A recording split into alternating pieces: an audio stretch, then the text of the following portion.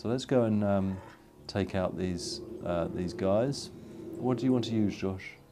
Guns? Okay. So we're using the guns. That's the yellow button, by the way. Pressing and holding down the yellow button aims. Oops. And firing quickly fires quickly. That's very, very similar to the swords. Pressing and holding down releases a big blow, and pressing down quickly just does little blows. You can combine these two together, so I can do sword, sword, sword, and then gun. And we'll show you some of that now. So if we now go in here, this is what we call a crescendo combat, where the two of us, all crescendo combat works fully with co-op play. So we can focus on our combat styles. So we're both doing sword play now. I'll switch to guns. I'll kind of defend Josh while he uses his superior sword skills. The more skilled we are at something, the more experience we'll get. So if you see that I got more experience for that hit there. Oops, that was a bad camera angle. I got more experience for that hit there because I shot that creature as Josh was hitting him with the sword, and it's that sort of level of skill which we're really.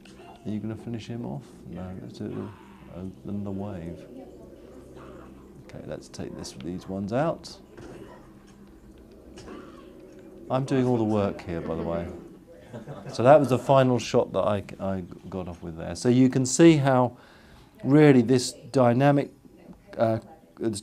co-oping is featuring into the combat as well. So if I've got a henchman and I work with my henchman, I can get more experience because of the variety of moves that we do together. And just blending together with swords and guns, and the last piece of combat, which is a red button, which is magic, which we're not showing at the moment, but you can blend those together in your different styles. And really the reason we're doing that is because the dream is, if we're both hardcore gamers, we're really going to get the most out of this. If we're both casual gamers, we'll just be hitting this button like this. We'll be button mashing, whether it be with guns or with swords. Now, allowing people to button mash is very important if you want to make a game that is going to appeal to a really broad audience. Anyway, let's go and meet my family. This is my house where I moved my family into. I had to buy this house. I'm going up the property ladder because you can buy any house in the land, or any shop or any castle in the land. I'm gradually getting up the ladder. We started off at a little hovel in a city called Bowerstone. And my husband and 5-year-old child have been in this cottage now for about 6 months, and I haven't been home for about 6 months. So, it's going to be a bit of a tearful reunion. Let's go and see what actually happens. You can just see there's my son. This is all working under simulation, by the way.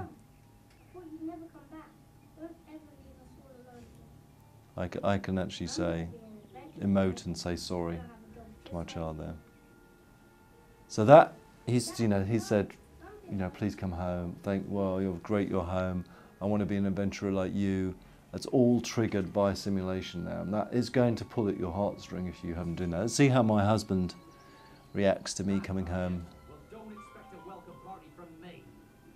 So you can hear he's a bit of a nag. And this is where the actual exploring with possibilities of Fable came out.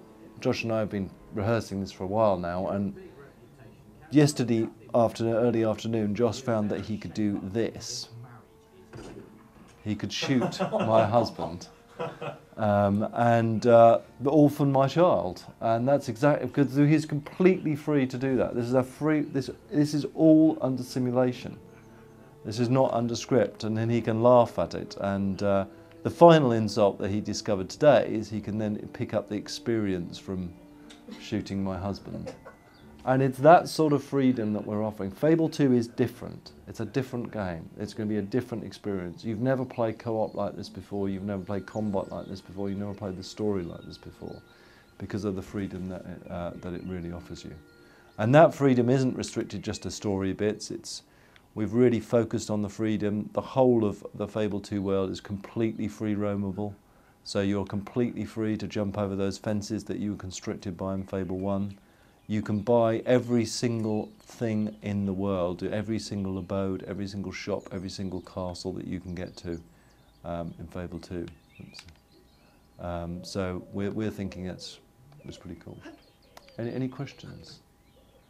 Yeah, how do you adjust the game based upon whether you're playing cooperatively or not? Because it seems like if you have the same number of enemies in each area and you have two people to kill those enemies, then it might become a little too easy. Well, that's very interesting. We are dynamically looking at you and the way you play and the level that you are, and we're adjusting the difficulty around that. Now, what I don't want to do is make it exponentially harder for people who are coming in. So I think the traditional way is that co-op, if you've got someone co-oping, you increase the number of creatures carte blanche. We don't do that. We look at your level, we look at your henchman's level, and we compare the two, we sum the two eventually, and that gives us what the enemies should be that should be attacking. If you're particularly good at combat, both of you are good at combat, you'll find that combat's going to be a little bit more challenging. But I really want to make sure that experienced gamers can play with people who haven't played role-playing games before, or any sort of games before. That's why we've really paid attention to this camera.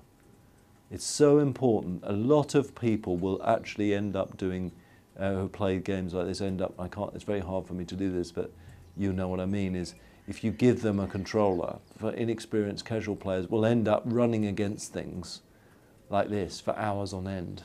And they'll feel frustrated. So we've really tried to balance this so that anybody can play this game. So the difficulty does change, but it doesn't get exponentially harder just because there's two of you.